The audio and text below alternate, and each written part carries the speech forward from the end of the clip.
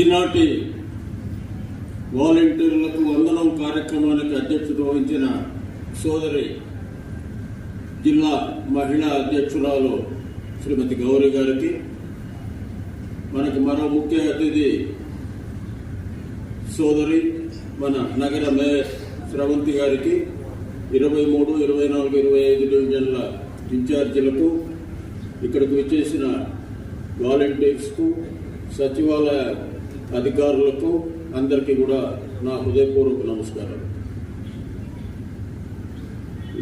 మామూలుగా వాలంటీర్లు అందరికి కూడా ఒకే రకంగా చూస్తారు. ఇందాక సోదరి మణి చెప్పింది, ప్రత్యేకంగా పేదవాళ్లు నివసించే ప్రాంతంలో పనిచేసే వాలంటీర్లకు ఒత్తిడి ఎక్కువగా ఉంటుంది, పని భారం ఎక్కువగా ఉంటుంది. అదే మనకి నగరంలో బాగుంట లేఅవుట్ ఇలాంటి ప్రాంతంలో ఉండే వాలంటీర్లకు అసలు పనే ఉండదు. అదే పూర్తిగా పేదవాళ్ళు నివసించే ప్రాంతాల్లో పనిచేసే వాలంటీర్లకు చాలా ఎక్కువగా పని ఉంటుంది, ఒత్తిడి ఉంటుంది. ఎందుకంటే ప్రతి కుటుంబానికి ఏదో ఒక సమస్య ఉంటుంది. ప్రతి కుటుంబంతో ప్రతిరోజు కూడా వాళ్ళు ఏదో విధంగా కష్టాలు ఉంటాయి. కాబట్టి ముఖ్యంగా 23, 24, 25 డివిజన్ ప్రాంతాలు ఎక్కువగా పేదవాళ్ళు ఉండే ప్రాంతాలు.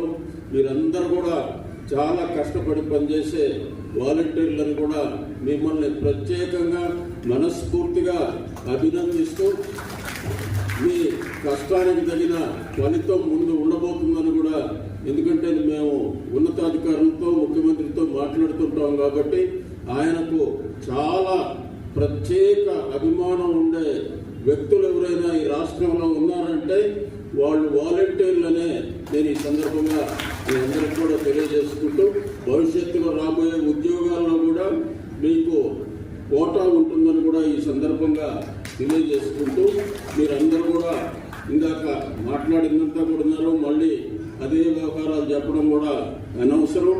చాలా చక్కగా పనిచేస్తూ, ఎందుకంటే మేము చాలా ఇళ్లలో పోయి ఏదైనా అడిగినప్పుడు మీ వాలంటీర్ పేరు ఏంటంటే తక్కువ చెప్తున్నారు. ముసలోళ్ళు అయితే పేరు మరీ గుర్తుపెట్టుకొని చెప్తూ ఉన్నారు. వాళ్ళకి తెలిసిందంతా రెండే పేర్లు, వాలంటీర్ పేరు జగనన్న. జగనన్న ఇస్తున్నాడు మా వాలంటీర్ పలానోళ్ళు అని పేరుతో సహా చెప్పడం అంటే మీరు ఎంత వాళ్ళలో మమేకమైనారనే దానికి అది నిదర్శనం అని కూడా తెలియజేసుకుంటూ, ఈరోజు మన జిల్లాలో దగ్గర 30,000 మంది పనిచేస్తూ ఉన్నారు. 20,000 మంది వాలంటీర్లు ఉన్నారు, 10,000 మంది సచివాలయ సిబ్బంది. ఒక్క మా రూరల్ నియోజకవర్గంలోనే 3,000 మంది పనిచేస్తూ ఉన్నారు. 2,000 మంది వాలంటీర్లు, 1,100 మంది సచివాలయ సిబ్బంది. ఇంతమందికి లోకల్గా ఉద్యోగం కల్పించిన వ్యక్తి మన ముఖ్యమంత్రి జగన్మోహన్ రెడ్డి గారిని మీ అందరికీ కూడా తెలియజేసుకుంటూ, మిమ్మల్ని సత్కరించడం, గౌరవించడం మాకు ఎంతో ఆనందంగా ఉంది.